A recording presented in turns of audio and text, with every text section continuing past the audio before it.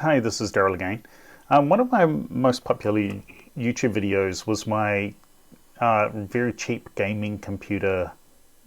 So I'm just going to show you what is my current very cheap gaming computer because I just buy cheap secondhand computers and do stuff with them to make a gaming computer. So here's my current recipe.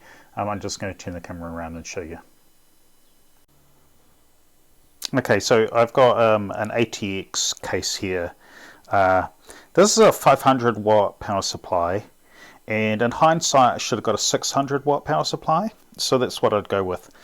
In here I've got a cheap graphics card. This is it here. This is a GT 1030 or GTX 1030. It's one of the cheapest graphics cards you can get. What's good about it is it fits in slimline cases, which is what I normally use for my cheap gaming computer, but this has a bracket, so I've got a different bracket on there so that it can fit in a standard case. I haven't got a screw in there yet. I've got this Chinese brand motherboard, so there it is. It's a Machinist x99 RS9. Is that right? So you can buy these online, and there's various different qualities of them, and they're just made for cheap home computers. They reuse old used CPUs, so that's why I'm using this. This is how the cheapest gaming computer. I've got an overly large CPU cooler, which is annoyingly large because you can't put the lid on the case. So if I was building this computer again, I would go for a smaller CPU cooler. This one is pointlessly large. It's so large that the fan never comes on in the computer. It will come on for the first couple of minutes that you turn the computer on, then it turns off. Even in summer, it doesn't get hot enough for the CPU fan to come on. Well, what CPU is under there, you might ask? Well, it's probably in the title of the video. It's a Intel E5-2650 version 4. And again, if I was building this computer again, I would get the version 3. I'm considering actually buying a version 3 and putting it in. This one is a 12-core, 24-thread Pentium Xeon from 2016, and I just use this for playing what is it called? The city building game. The city building game is called Cities Skylines, and when I run the game on this, even with my whole city maxed out with 300,000 people, the CPU only uses 20-something%. So the CPU I bought is overkill for this thing. Also RAM. I've got 32 gigabytes of RAM. There's one RAM sim there, and there's a RAM sim down there, those silver ones. Okay, I'm going to turn the camera back around. As I was saying, I just want a cheap computer. Okay, I just want a cheap computer. This motherboard and CPU cost 400 New Zealand dollars. Okay, I got 32 gigs of RAM. That's too much RAM. I should have got 16 gigabytes of RAM, but I didn't know how much I needed when I bought it, and I just wanted to buy more RAM in case I didn't have enough. Turns out that the game really never uses much more than 16 gigabytes. So even with my city skyline map maxed out, I just don't need that much RAM. 16 gigabytes would have been enough. It seems that objectively 20 gigabytes is the right amount, but it comes in round numbers. If I was building this computer again, the X99, what was it? RS9 motherboard, plus the Xeon E5 version 3 would be a better choice. Apparently you can overclock them, because the E4s you can't overclock. Don't think you can do it at all. It's just not possible. It's not unlocked. But the version 3s I think are all unlocked, so you can unlock it and go a little bit higher. But you don't even need to overclock it because the CPU is so ridiculously powerful. And remember, my previous cheap computer was a HP Core i5 quad core 20. I don't remember the number now. Let me think about it. It is a no. It's about a second or third gen. 2400, 2500, 2500. Yeah, i5 2500. And that's a good, powerful computer because it goes up to about 3.5 gigs. But I maxed it out, like I totally maxed it out playing City Skylines, so that's why I wanted something that was way more powerful. This computer is 3 or 4 times more powerful, but I only needed one that was 2.5 times more powerful, because it just doesn't go faster if the computer's faster.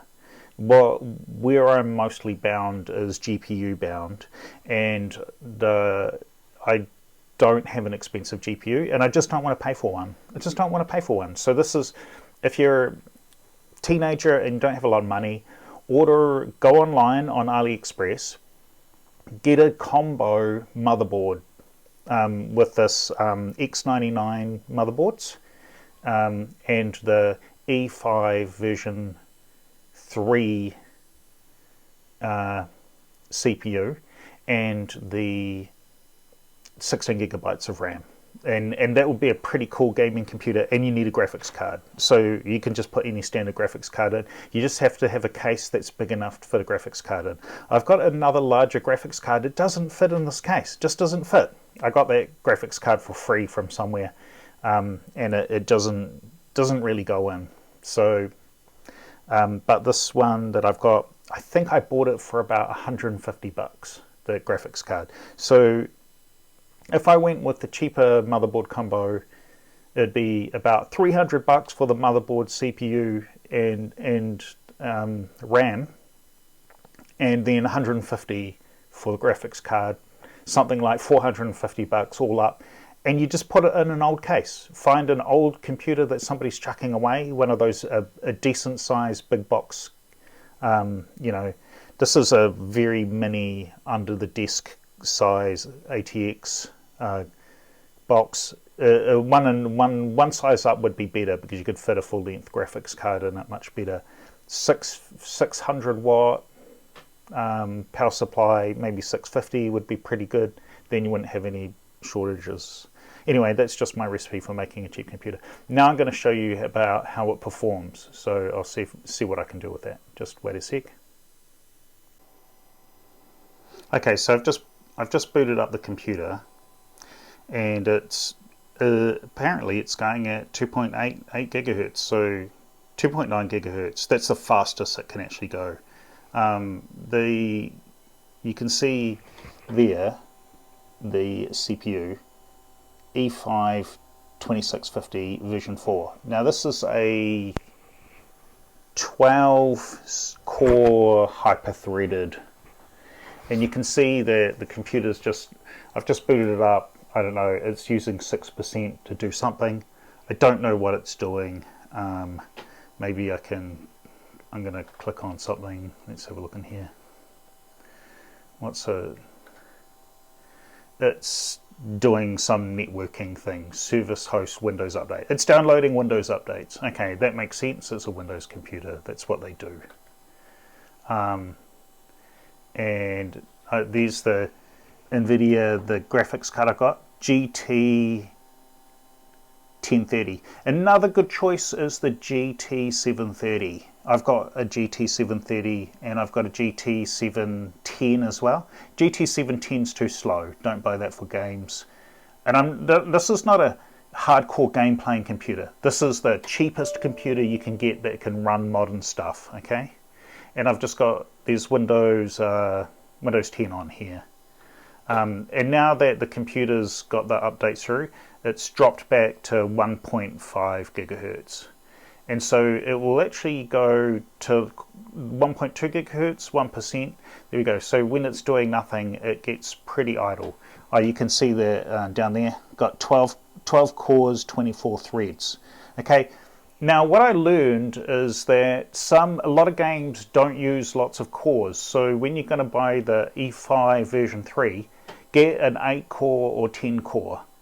You could probably get a 6 core, but But if you want just heaps of power available so you can do other stuff, like if you want to do some graphic stuff or video rendering, you want to go to multi-cores. But a lot of games don't use huge numbers of cores. So that's the thing that you actually have to know there. Oh, and RAM. Doesn't say anything about RAM. Memory, there we go. See here? Boom. I've got like 32 gigabytes. But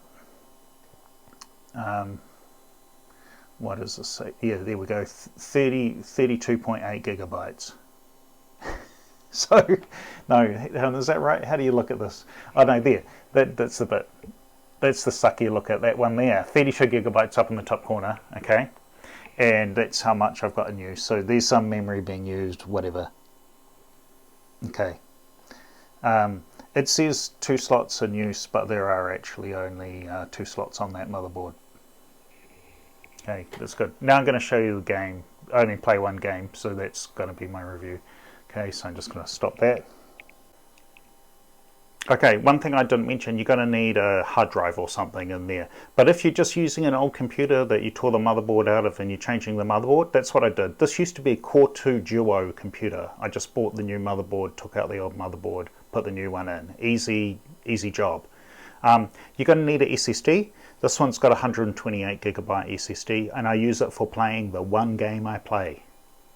Okay, so the game's just starting up, so I'll just turn the camera around and show you. Okay, the game's starting up. You can see over there the CPU.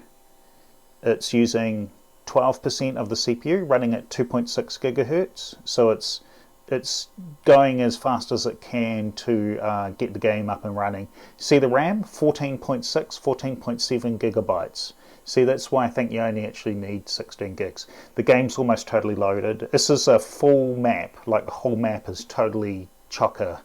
Got 300,000 people in the city, which is, I don't know, about the most you kind of tend to get. And the GPU so far, what is it? It's hardly doing anything. Okay, I got an error because of assets and stuff. I'm going to just stop this for a sec. Okay. I'm running a simulation of Auckland, okay? Just to give you, it's not exactly what Auckland's really like, but over there is Devonport, down there is the container terminal and where the ferries go. Here you got Auckland Harbour Bridge, here's the North Shore, okay? And then over here, got 21% of CPU in use, and memory 16.8 gigs. Okay, so I think that 16 gigs is probably enough RAM, and disk, Wi-Fi, whatever, GPU. The GPU is running at 82%, but it's not quite maxed out, but it's pretty close to it. So I'll just quickly have a little scroll around this game. Here we go, got my game. It scrolls around quick enough. There's quite a lot of things wrong in my game. It's running at a frame rate that I find completely acceptable for the use of this game. And I'm just doing all this handheld on my cell phone. I didn't do screen captures or whatever. I know that you can do all that stuff. Just seems like too much of a hassle. But the game's completely playable and it scrolls around happily. I don't have any problems with it. I can zoom in. I think I'm on like quite high level of detail. You can see like the solar panels on the roof of that house. You can see that the whole thing's being simulated pretty well. Mount St. John Avenue. I don't know if the street names are right. Cornwall Park Avenue. I think they're actually named as what they would actually be, mostly. So this is pretty much a map of a part of Auckland. I've been changing it around. So you got the volcanoes and stuff. Anyway, it's not interesting. It's just whatever my version of the thing. Got trains and stuff. What's the point? It runs smoothly, right? So here's the motorway. You can see the traffic running smoothly on the motorway. CPU 30%. Running at 2.5. Now, what it is, I've peaked the CPU because I'll just show you the core situation. This is what you need to know. So what happens is if you've got heaps of threads on this game, people ask how many threads is the most threads you can have on City Skylines. Look, it's got one core is maxed out, one thread is maxed out.